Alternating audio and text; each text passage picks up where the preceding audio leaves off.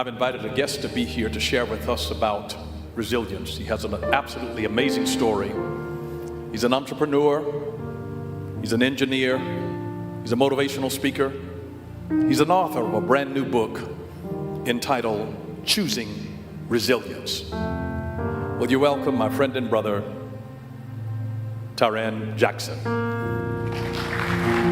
Wow. You're going to be blessed. Give him a wonderful word of faith welcome.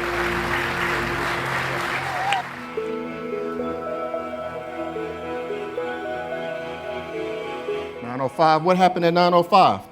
Well,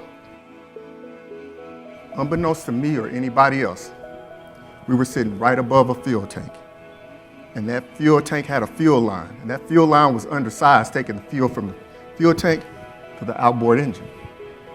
And there happened to be a leak. And as a result of that leak, something caused a spark. And that spark caused an explosion. And the next thing I know, I find myself waking up face down on the surface of this burning boat.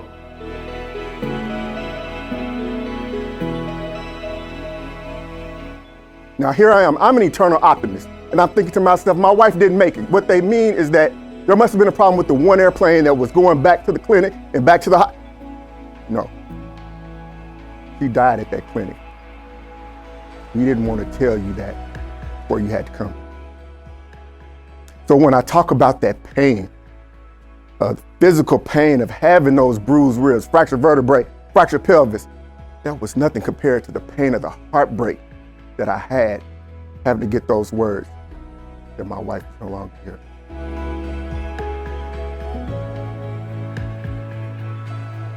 We have to get to a point of acceptance. Acceptance of what?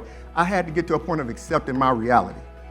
Now, I was dealing with a lot of things, not just physically, but emotionally. Here I am, I'm suffering from grief, from depression, anxiety. I don't know what the future looks like. Oh, and I got survivor's remorse. I booked that trip. I booked that excursion we were going on. My wife is no longer here. What if I sat where she was? I wouldn't be here today.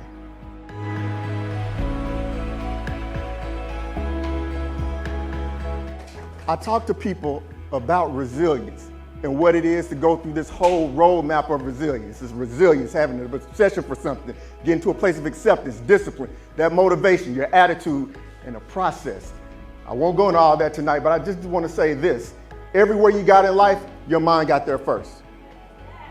So wherever you're standing today and wherever you want to get to, you got to visualize, you got to see that.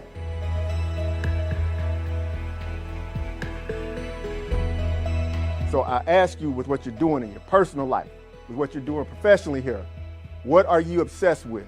Are you obsessed with what you need to do in order to get the sales right? Maybe it's understanding exactly what you need to say to your customers. Maybe it's trying to make sure that you understand exactly what their needs are. Figure out what it is that's going to keep you going.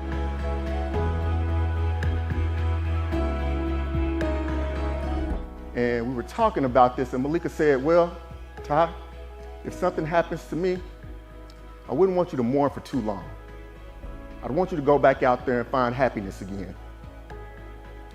Now, she gave me this list, and on this list were the names of 7 women that she said, under no circumstances whatsoever, you better not talk to, you better not have them in my house.